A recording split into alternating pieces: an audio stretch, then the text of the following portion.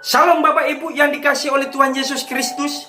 Pesan bijak hari ini berbicara kepada kita sekalian.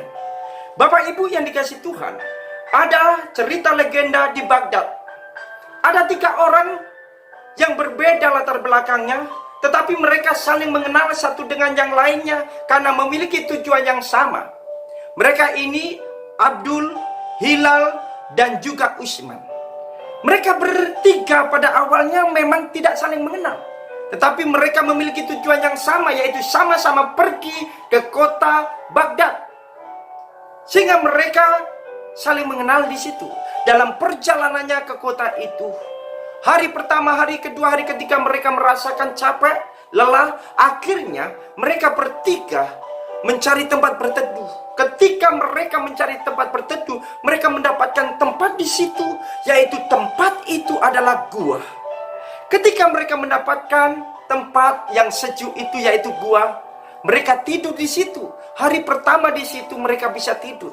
Pada saat hari yang kedua, mereka berusaha semakin masuk ke dalam gua itu karena berharap semakin dalam, semakin udaranya sejuk. Pada saat itu, mereka ketika masuk dikagetkan oleh sesuatu. Karena di dalam gua itu ada peti. Ketika mereka melihat peti, mereka sangat penasaran apa yang ada di dalam peti itu. Mereka berusaha untuk membuka dengan kekuatan tangan mereka. Dan pada saat dibuka, ternyata harta karun yang ada di dalamnya. Wow! Pada saat itu, mereka saling berkata, kita pasti kaya, kita pasti kaya, kita akan menjadi orang yang terkenal karena kita punya harta karun. Kita akan pergi ke kota Baghdad dan kita akan menjualnya di sana. Kita akan menjadi orang yang kaya raya. Mereka semua setuju. Mereka akhirnya melanjutkan perjalanan di hari yang ketiga. Pada saat itu mereka berjalan, namun mereka nggak ramah seperti biasanya. Semuanya diam. Ternyata diamnya mereka saling memikirkan sesuatu. Baik Abdul, Usman, Hilal memikirkan hal yang sama. Apa itu? Bagaimana caranya aku bisa menguasai harta karun itu? Mereka akhirnya memiliki niat yang jahat terhadap satu dengan yang lainnya. Akhirnya ketika mereka sampai di penghujung padang gurun, mendekati kota itu, akhirnya Abdul berkata seperti ini, teman-teman, kita sudah capek beberapa hari dalam perjalanan mengangkat peti ini. Siapa yang kira-kira mau pergi untuk membeli makan ke kota dan minum? Lalu Hilal dan Usman diam. Lalu Abdul, kalau kalian tidak mau, kalau gitu aku aja pergi ke kota. Akhirnya Abdul pergi ke kota.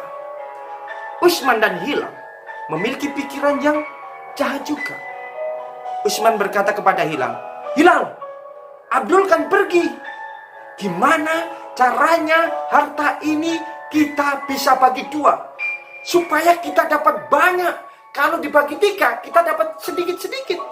Kita harus cari solusi untuk bisa menghabisi si Abdul. Wah, si Hilal setuju. Dan akhirnya mereka bersembunyi di balik pohon.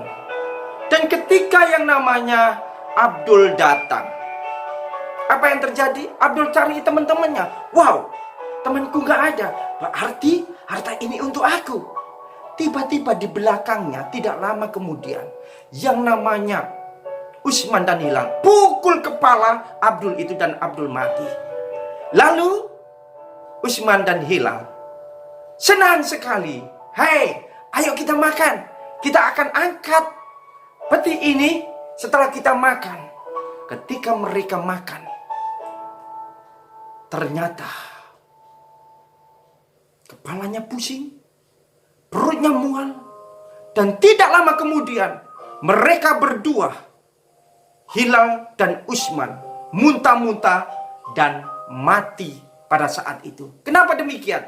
Ternyata makanan dan minuman yang dibawa Abdul itu sudah dikasih racun olehnya.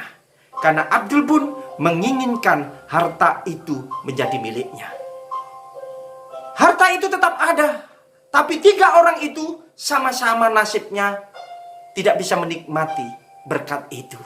Saudara-saudara yang dikasihi oleh Tuhan Yesus Kristus, pesan bijak berbicara kepada kita.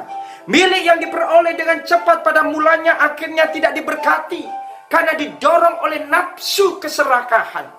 Orang yang serakah bagaikan pintu kubur yang tidak pernah puas oleh kematian manusia.